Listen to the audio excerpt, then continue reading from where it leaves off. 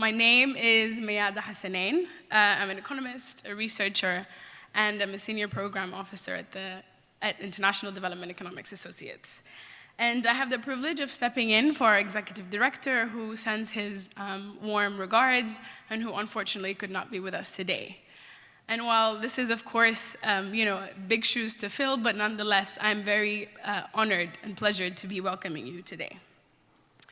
So IDEAS is a global network of economists, and it was established in 2001 and dedicated to really one critical mission, which is to challenge the neoliberal orthodoxy and to develop effective and alternative paths for economic development.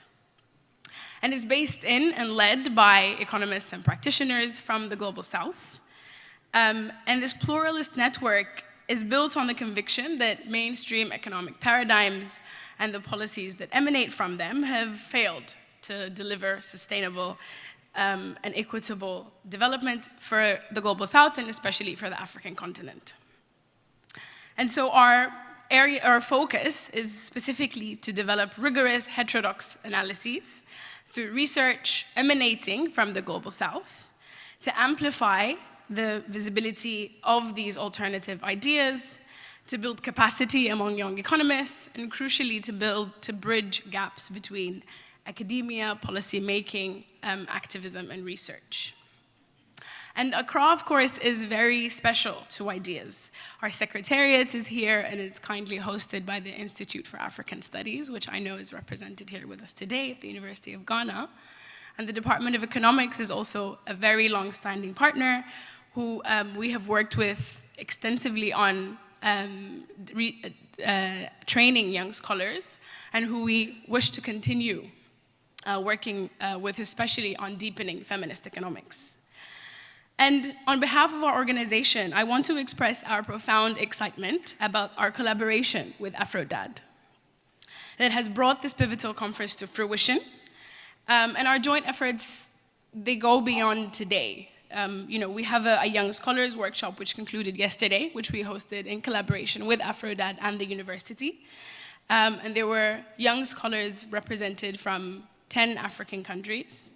And I sincerely wish that these workshop discussions could be made public to us all, because the presentations and the discussions gave really a very robust and nuanced intellectual framing about the critical work that lies ahead on debt and reparations.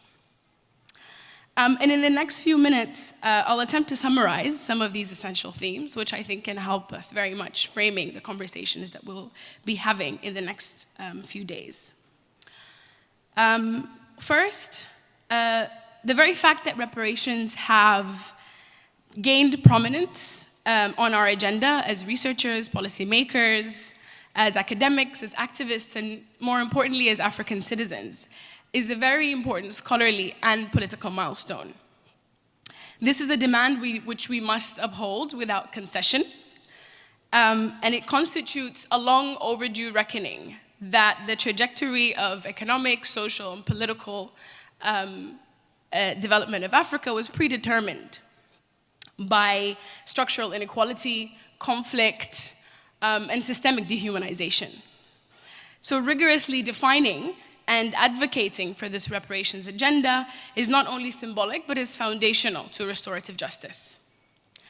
The second is that we must conceptualize reparations not merely as a financial transfer in foreign currencies into our economies, but as fundamentally inseparable from restructuring of the global financial architecture that must prioritize African monetary sovereignty. Without this structural change, we think that any monetary compensation, no matter how significant, would only yield transient gains and would quickly evaporate into an inequitable financial system, asymmetric trade relations, and persistent governance challenges. This leads to my third and final point, the very close link between debt and reparations. And of course, debt cancellation is a necessary component of reparative justice. However, it is not enough.